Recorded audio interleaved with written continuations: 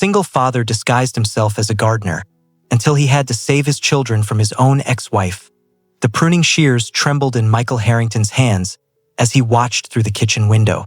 His ex-wife, Carla, stood in the middle of the bright marble kitchen, her face twisted with anger.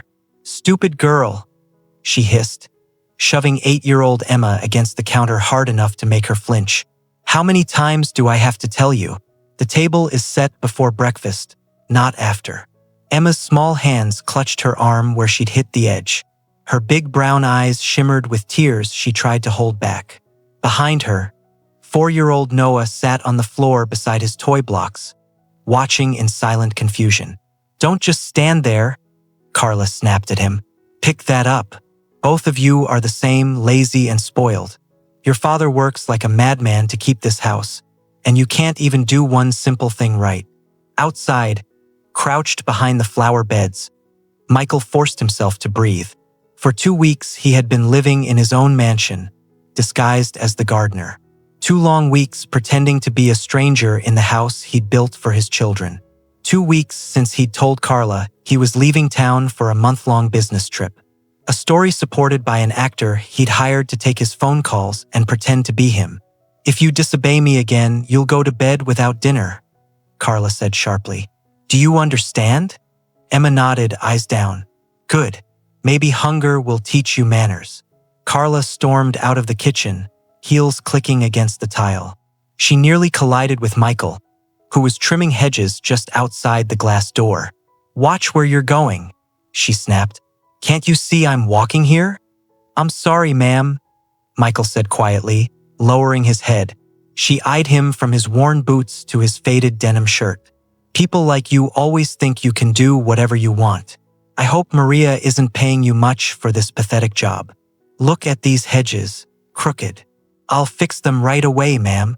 "You'd better," she muttered, striding off point 2 weeks earlier. In a sleek downtown Chicago office scented faintly of coffee and leather, Michael had sat across from his friend and lawyer, Thomas Reed. "You're insane," Thomas said flatly, setting down his mug. "You want to disguise yourself as a gardener in your own house? This isn't a movie, Mike. It's the only way I'll know the truth." "It's illegal," Thomas warned. "You could get into serious trouble. Privacy invasion, deception." "In my own home, it's not invasion," Michael cut in. Thomas sighed, rubbing his temples. "Talk to me. What's going on?" Michael looked out the window at the Chicago skyline glowing in the March sunlight. "It's the kids," he said softly. "Something's off. Emma used to run to me every evening. Now she hides behind the couch when I walk in. Noah barely speaks when she's around. And Carla, she's changed, colder, controlling." Thomas leaned forward. "You think she's mistreating them?" Michael hesitated. "Last week, Emma said something strange. She told me when Daddy's gone, the rules are different. When I asked what she meant, she froze, said she was confused. But I saw it. Fear. Real fear." Thomas frowned. "You could confront her. About what? A gut feeling?" She'd just laugh it off. "So what's your plan?" "To find out the truth," Michael said. "If I'm wrong, fine. But if I'm right," his voice hardened, "then I'll do what I should have done long ago. Protect my kids." Took him 3 days to prepare. He hired a struggling local actor, Alex Martinez, to make brief phone calls to Carla, pretending to be him. Then he bought a fake beard, a cap, worn jeans, and scuffed work boots from a thrift shop. When he looked in the mirror afterward, he barely recognized the man staring back. The conversation with Carla about his business trip had been tense. "A whole month?" she asked, her tone more curious than sad. "Is that really necessary?" "The investors in New York want to review everything personally," he said. "And you can't just fly back and forth. It would be too expensive." She nodded slowly, and Michael swore he saw something flicker in her eyes. Relief. "The kids will miss you," she said flatly. "Take good care of them." "Of course," she smiled thinly. "You can count on me." That night, as he pretended to pack for a trip he wouldn't take, he overheard her on the phone. "Yes, he'll be gone for a whole month," she whispered. "Finally, I can get this house under control. The next morning, the gardener arrived. Maria, the maid they'd hired 3 weeks earlier, opened the back door. She looked about 30, her black hair tied neatly in a ponytail, her eyes warm but cautious. "You must be the new gardener," she said kindly. "Yes, ma'am. Name's Robert," Michael replied, lowering his voice. "I'm Maya. Mrs. Harrington told me you'd start today." She walked him through the tasks, trimming the roses, cleaning the fountain, and he studied her manner carefully. She was respectful but firm, never servile. Something about her kindness felt genuine, rare in that house. Carla entered the kitchen just as he stepped outside. "This is the gardener," Maria said. Carla gave him a quick glance of disdain. "I hope he's better than the last one. That man was hopeless." "I'll do my best, ma'am," Michael said quietly. "You'd better. I don't tolerate incompetence." For hours, Michael worked in silence, his soft hands blistering from the tools. Yet the physical pain was nothing compared to the ache of watching his home from the outside, pretending to be a stranger in his children's world. Around mid-morning, the glass door opened. 8-year-old Emma stepped out, holding her little brother's hand. Noah toddled beside her, clumsy but determined. "Who's that?" Emma whispered. "The new gardener," Maria answered gently. "His name's Robert." Emma tilted her head, studying him with innocent curiosity. "Where's Mr. Pedro?" "He found another job," Maria replied. Michael kept his eyes down, pruning a rose bush. Hearing his daughter's soft voice calling him sir instead of daddy cut deeper than he'd expected. "Good morning," he murmured. "Good morning," Emma said shyly. Noah waved, his tiny fingers curling into a fist. When they went back inside, Michael noticed the girl's shoulders droop. The laughter that used to fill this yard was gone, replaced by silence. By noon, Maria brought him a glass of water and a sandwich. "Thought you might be hungry." "Thank you," he said, surprised. They sat together under the oak tree, the same one he'd planted when Emma was born. "Been doing this long?" she asked. "Honest work is honest work," he replied. "Family?" He paused. "Divorced. No kids." "I'm sorry," he shrugged. "Life doesn't always go as planned." Maria smiled faintly. "The kids are good. Sweet. Just quiet." "Quiet?" he asked carefully. She hesitated. "Maybe I'm imagining things." "Forget I said anything." But Michael saw it in her eyes. Concern. And that was the moment he knew his instincts were right. Something dark was happening in that house. By the third day, Michael's disguise no longer felt strange. The smell of wet soil and fertilizer clung to his hands. His back ached from bending over flower beds, but the ache in his chest was worse.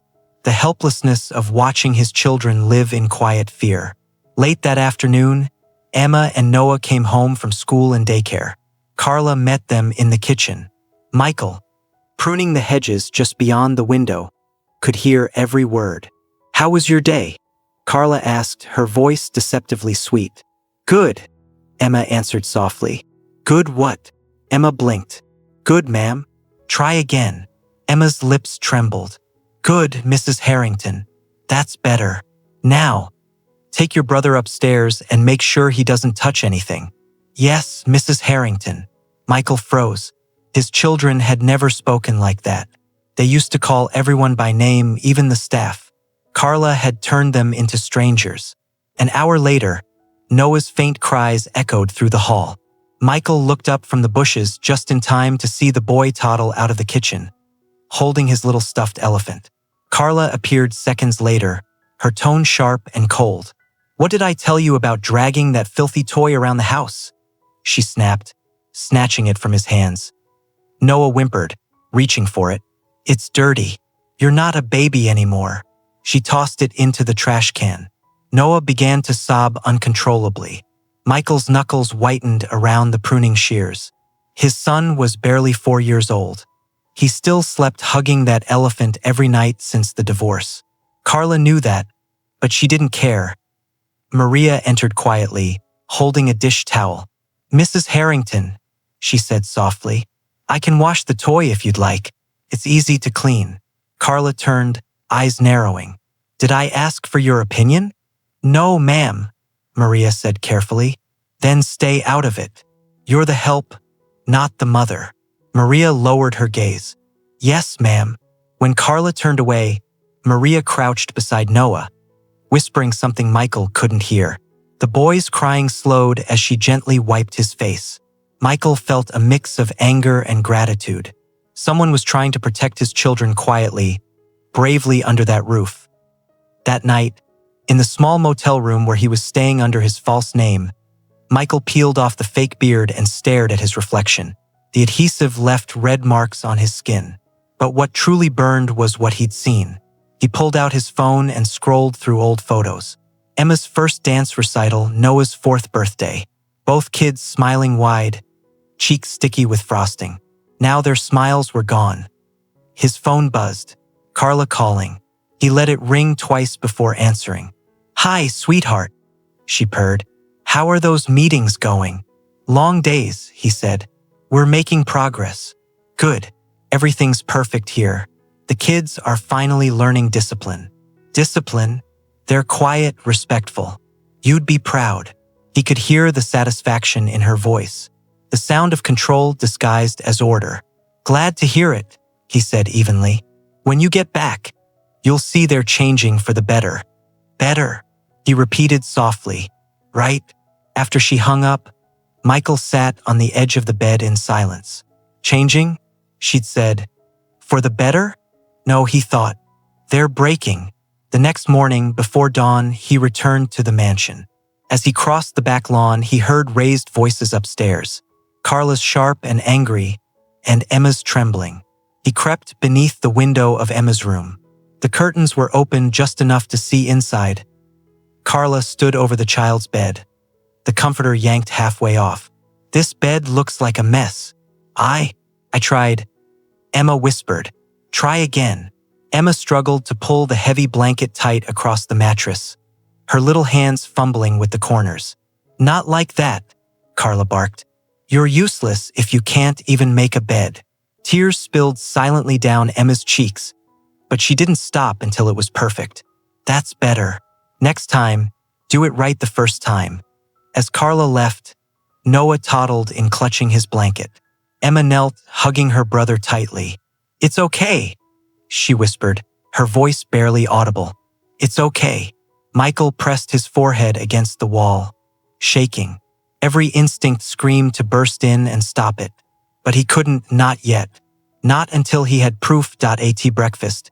He pretended to trim the hedges near the dining room window. Carla served herself a large plate of scrambled eggs, bacon, and toast.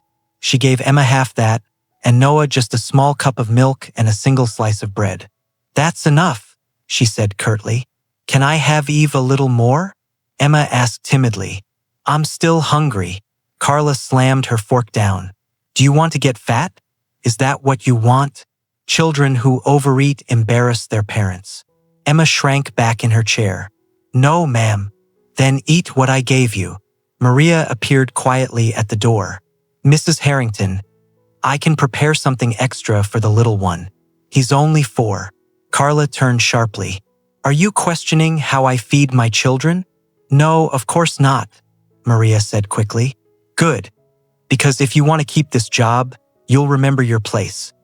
Michael gripped the hedge trimmer so hard his fingers ached. The sound of his son's small whimpers as he reached for more food burned into his mind. When Carla left the room, Maria immediately returned with a small plate of fruit and set it beside the children. Eat this quickly, she whispered. Don't let her see. Michael watched through the glass, his throat tightening. This woman, this stranger he'd hired as a maid, was risking her job to keep his children fed. And he realized something. Maria wasn't just kind. She was brave. Later that afternoon, while Michael raked the path behind the house, Maria came out carrying a watering can. The roses are beautiful, she said softly, glancing toward the windows. They used to be Emma's favorite, he replied, keeping his voice low. She's a sweet child, Maria murmured, but she looks scared. Michael turned to her slowly. Have you noticed anything unusual? Maria hesitated, eyes flicking toward the house. Sometimes people change when the husband isn't home. What do you mean? Some people like to appear perfect, she said carefully. But behind closed doors, they take it out on those smaller than them. Their eyes met for a long moment. She didn't say Carla's name. She didn't need to. Michael nodded slightly. You're right. Children should never be afraid in their own home. Maria exhaled shakily. No, they shouldn't. That night, as he lay awake staring at the motel ceiling, Michael whispered to himself, I'm coming for you, my babies. Just a little longer. By the end of the second week, Michael could no longer tell what hurt more. His hands raw from the tools or his heart breaking a little each day. Carla's cruelty had become routine, precise, almost rehearsed. Each morning she found something new to criticize. A misplaced toy, a wrinkled sheet, a crumb on the floor. Every small mistake became a reason to punish. Maria tried to protect the children quietly. She never confronted Carla directly anymore. She had learned that doing so only made things worse.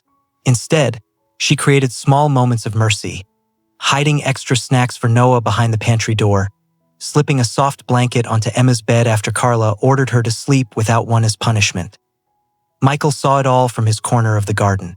One afternoon, Carla hosted her weekly ladies' brunch. 3 women from the neighborhood arrived, wearing designer sunglasses and artificial smiles, the kind who turned gossip into sport. Children, come say hello to my friends, Carla called from the terrace. Emma appeared at the top of the stairs, holding Noah's tiny hand. She wore a pale dress with a ribbon tied too tight around her waist. Noah stumbled, still learning to balance. Aren't they adorable? One woman gushed. They look like little angels, said another. Yes, Carla said proudly. They're finally behaving. A bit of discipline works wonders. She guided the children closer like trophies on display. Show the ladies how well you can behave. Emma looked at the women and whispered, Good afternoon. Louder, Carla demanded. Good afternoon. Better. Michael's jaw clenched as he trimmed the hedges nearby. He'd designed this terrace years ago. The white marble, the manicured plants, the peaceful fountain. Now it was a stage for humiliation. After 10 minutes of shallow conversation, Carla dismissed the children. Go upstairs and be silent. Adults are talking. Yes, Mrs. Harrington, Emma said softly, guiding Noah away. As soon as they disappeared, one woman chuckled. You're strict, Carla. My daughter would never stand still that long. Because you let her run wild, Carla replied with pride. Children need structure, firm hands, clear rules, otherwise they grow up weak. Michael's grip on the pruning shears tightened. He could feel every word like a slap. Later that day, he saw Carla in Emma's room. She was tearing through the child's drawers, muttering, Messy, always messy. When she found a small stuffed bunny under the bed, she held it up like evidence of a crime. You're too old for this. Emma, standing in the doorway, froze. It's mine, she whispered. Not anymore. Carla threw it into the trash can. You want to cry? Go ahead. Tears don't work on me. Emma didn't move. She just stood there trembling. Maria appeared moments later, her hands clenched. Mrs. Harrington, please. She's only 8. Carla turned slowly. Do you enjoy your job, Maria? Yes, ma'am. Then remember, it's not your place to question me. I wasn't. Enough, Carla snapped. Next time you overstep, you're gone. Maria's eyes met Emma's for a brief second. Silent comfort. Then she turned and walked away. That night, in his motel room, Michael recorded everything he'd witnessed in a small notebook. Day 14. She threw away Emma's toy, threatened Maria, children eating less. Emma's eyes hollow. He knew it was time to start collecting proof. He bought a small digital recorder and hid it in his pocket beneath his gardener's shirt. The following morning, as Michael raked leaves by the kitchen window, he heard Carla's voice. Low, cold, poisonous. What is this, Emma? The girl's voice trembled. It's my drawing. Of what? Emma hesitated. Of Mommy. Mommy? Carla laughed sharp and cruel. That's not me. No, my real mommy. There was a loud sound of paper being ripped apart. Your real mother is gone, Carla said. You will respect me now. Michael felt his stomach twist. He could almost see his late wife's smile in Emma's face. Gentle, patient, full of love, and now Carla was erasing even her memory. He forced himself to keep working even as tears stung his eyes. He needed her to keep talking. That night, the recorder captured Carla's voice clearly through the open kitchen window. They're finally behaving, she said on the phone. Fear works better than love. Love makes children spoiled. Michael listened to the playback in his car until his knuckles turned white. Each word was another nail in her coffin. 2 days later, Carla cornered Maria in the kitchen. I've noticed something strange, Carla began, her tone deceptively calm. You always seem to appear when I'm disciplining the children.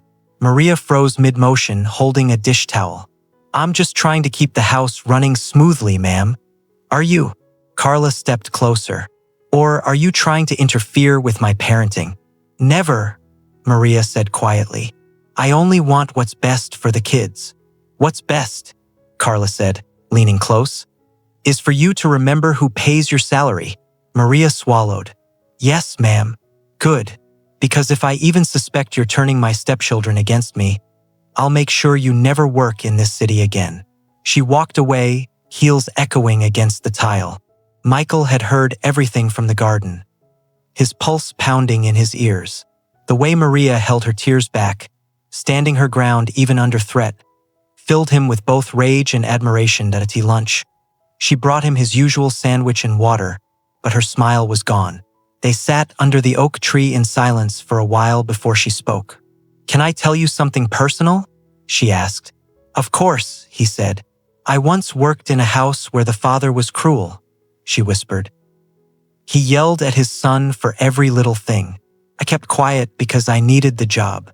Later, I heard the boy went to live with his grandmother after things got worse. I swore I'd never stay silent again. Michael looked at her, his throat tight. You shouldn't have to choose between doing what's right and keeping your job. I don't care anymore, she said softly. No child deserves to be afraid in their own home. Michael wanted to tell her everything, who he really was, why he was there. But he couldn't. Not yet. When Maria looked up, she smiled faintly. You remind me of someone, she said. Oh, my father. He was quiet. But when he spoke, you listened. For the first time in weeks, Michael smiled back. He sounds like a good man. He was, she said. He believed kindness was a kind of strength. That night, Michael couldn't sleep. He replayed every moment. Maria's courage, Carla's cruelty, his children's silent endurance. He knew the time for watching was ending. Soon he would act. But first, he needed undeniable evidence and the right moment to reveal who he really was. He whispered into the dark. Just hold on, Emma. Hold on, Noah. Daddy's almost there. The next few days felt like a countdown, every sunrise heavier than the last. Michael woke before dawn, already dressed as the gardener, waiting for the moment when he could finally drop the act. He didn't have to wait long. That Friday morning, the house was unnaturally quiet. No cartoons from the living room, no laughter, no sounds of breakfast. Just Carla's sharp voice echoing down the hallway. You call this clean? She yelled. This bed looks like a pigsty. Michael froze outside Emma's window. Through the glass, he saw his 8-year-old daughter standing by her bed.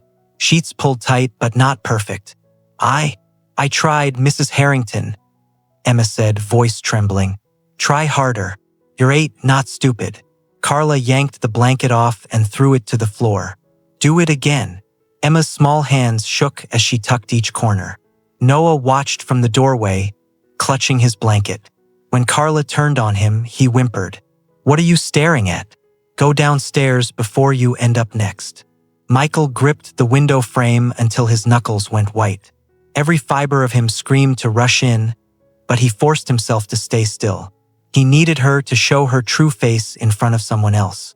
At breakfast, Carla sat with her perfect posture, a cup of coffee in hand. She'd served herself a large stack of pancakes, syrup glistening under the light. Emma's plate had one small pancake.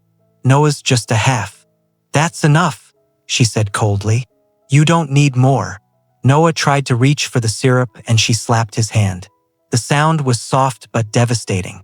Don't be greedy, she snapped. Maria appeared holding a tray of juice. Her eyes darted to the children's plates. Mrs. Harrington, perhaps the little one. Enough, Carla said, cutting her off. I'm tired of your opinions. Maria's voice was calm but firm. They're children, ma'am. They need to eat. Carla slammed her cup down. Are you telling me how to run my home? No, but get out right now. Maria's face paled. Ma'am, please, out. The maid stepped back slowly, clutching the tray. Emma's eyes filled with tears as she watched the only adult who'd shown her kindness walk away. Michael could feel his heart pounding. This was it. Carla was unraveling. That night, he sat in his motel room with his recorder, listening to her voice again and again. Every cruel word, every insult, now preserved forever. The next day, he decided, would be the end of it. Saturday morning began like a storm waiting to break. Michael arrived early, hiding near the garden path. Inside, Carla was in the kitchen preparing for another lady's lunch. He heard her on the phone, her tone falsely cheerful. Yes, come by noon. I'll show you how much the children have improved. Her words made his stomach turn. She was planning to parade them again to show off their obedience, their fear. By noon, 3 women arrived, their laughter echoing through the marble halls. Michael kept working near the terrace, trimming hedges he didn't need to trim. He had to be close. Children, Carla called. Come down now. Emma appeared in a pale blue dress. Noah in a miniature suit. Both looked exhausted. Manners, Carla warned. Good afternoon, ladies, Emma said softly. Good afternoon, the women echoed, smiling awkwardly. They're adorable, one said. You've done wonders with them. Oh, discipline makes all the difference, Carla replied with pride. They used to be wild. Now look at them. Perfect. Michael's hands shook as he clipped another branch. Perfect, she'd said. Perfect little puppets. Moments later, Emma reached for a glass of water. Her tiny hand slipped. The glass shattered across the tile. The room went silent. Look what you've done. Carla's voice was pure venom. I'm sorry, Emma whispered. Sorry isn't enough. Carla's face flushed red. She raised her hand. Michael took one step forward. But before he could move, Maria appeared from the doorway. Stop, she shouted, stepping between them. The slap hit Maria instead, hard echoing through the terrace. She stumbled, her cheek already red. Carla froze, eyes blazing. How dare you? I won't let you hit her, Maria said, voice trembling but steady. She's 8. She's just a child. You're fired, Carla spat. And I'll make sure you never work again. Do what you have to, Maria said. But you won't touch her.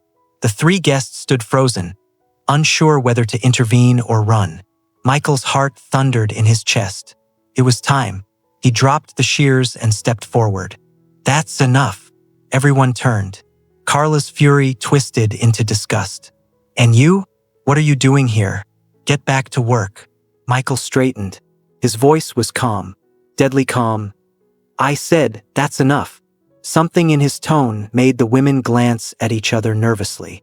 Carla's confidence faltered. Who do you think you are? Michael reached up, peeling the fake beard from his face. The room seemed to stop breathing. First came confusion, then horror. One of the women gasped. Michael Harrington. Carla staggered back. No, that's impossible. He dropped the beard to the floor. Surprise. For a few seconds, no one moved. The world seemed to freeze, the air heavy, the silence unbearable. Carla stared at Michael as if she were seeing a ghost. Her lips parted, but no sound came out. You were supposed to be in New York. I was supposed to be a lot of things, Michael said quietly. A husband, a father, a fool who didn't see the monster living in his own house. Maria stood motionless, one hand pressed to her reddened cheek. Emma clung to her waist, trembling. Noah whimpered softly in her arms. Michael, Carla stammered, forcing a laugh that sounded brittle. This isn't what it looks like. Oh, I think it's exactly what it looks like, he replied coldly. I've been here the whole time. Carla, watching, listening, recording. The color drained from her face. You recorded me. Every word, Michael said, pulling the small recorder from his pocket. Every insult, every threat, every time you made my children cry. The guests exchanged horrified looks. One of them muttered, "We should go." "No, stay." Michael's voice stopped them. "You were all here to see how perfect my family is, right? Then you'll stay and see the truth." Carla's composure shattered. "You tricked me," she screamed. "You spied on me like some criminal." "I trusted you with my children," Michael said. His voice broke slightly before hardening again. "And you broke them." He turned to Emma and Noah, kneeling beside them. "It's over now," he whispered. "No one's going to hurt you again." Emma's small arms wrapped around his neck, sobbing into his shoulder. Noah's tiny hands clung to his shirt. Maria looked down, her eyes glistening. "You were their father. All this time." Michael met her gaze. "Yes, I had to know what was happening when I wasn't here." Her lips trembled. "And you saw everything." "I did," he said softly. "And you? You were the only light in this house." Carla's voice cut through the air like a blade. "Oh, please don't make her out to be a saint. She's been manipulating you just like everyone else." Michael stood. "The only manipulation here came from you." He played the recording. Carla's voice filled the room, cruel and unmistakable. "Fear works better than love. Love makes children spoiled." The women gasped. One backed away, shaking her head. Carla lunged for the recorder. "Turn that off." Michael stepped back. "Touch me again and I'll make sure every lawyer in Illinois hears this." For the first time, she looked truly afraid. "Michael, please," she said, voice cracking. "We can fix this. I can get help, therapy." "No," he interrupted. "You're done. My lawyer's already drawing up the custody papers. You'll pack your things and leave today. You'll never see these children again." Her face twisted with fury. "You can't take them from me. They were never yours to take." Maria flinched as Carla lunged again, but Michael caught her wrist mid-swing. His voice dropped to a whisper colder than the marble beneath their feet. "Touch her or my children again, and you'll beg for the mercy you never showed them." Carla jerked her arm away, breathing hard. "You'll regret this." "I already regret marrying you," he said. She looked around, the guests, the staff, the house that was no longer hers, then stormed toward the door, her heels striking like gunshots against the floor. The sound faded. Silence fell. For a long moment, no one moved. Then Emma's small voice broke the stillness. "Daddy, is she gone?" "Yes, sweetheart," Michael said softly, pulling her close. "She's gone." Maria crouched beside them, brushing a tear from Emma's cheek. "You're safe now, my loves." Noah reached out, tugging at Maria's sleeve as if he knew she'd been the one watching over them all along. Michael looked at her, really looked, and saw everything he hadn't allowed himself to see before. Strength, compassion, love. "You saved them," he said quietly. Maria shook her head. "I just did what anyone should have done." "No," he said. "You did what I couldn't." For a moment, their eyes locked. Unspoken gratitude, unspoken connection. Then Maria looked away. "You lied to me," she said softly, "about who you were, about everything." "I know," Michael admitted, "and I hate myself for it. But I swear every word I said to you as Robert, about respect, about family, it was real." Tears welled in her eyes. "I don't know if I can believe you." "You don't have to," he said. "Just know this. You'll never have to work for anyone like her again. I'll make sure of it." Maria smiled faintly, bittersweet. "That's not what I wanted, Mr. Harrington." He hesitated. "Then what did you want?" "To see these children smile again," she said simply. Michael turned to look at Emma and Noah. Emma had fallen asleep against his chest, her little hand gripping his shirt. Noah, curled in Maria's lap, was finally breathing peacefully. For the first time in weeks, the mansion felt quiet. Not the cold, fearful silence Carla had created, but a calm that came from safety. Michael exhaled, the weight of everything he'd seen and endured pressing down on him. "It's over," he murmured. Maria nodded. "For them, maybe. For you, not yet." He glanced at her, confused. "You have to forgive yourself," she said softly. "You were trying to protect them. Don't let guilt steal that away." Michael looked down at his children, their faces peaceful at last. "You sound like someone who's lost something, too." "I did," Maria admitted. "But today, I think I found something worth keeping." He smiled faintly. "So did I." Outside, the afternoon light poured through the tall windows, painting the marble floor in gold. The scent of roses drifted in from the garden, the same ones Michael had planted years ago, now blooming again. For the first time in a long time, the house didn't feel like a prison.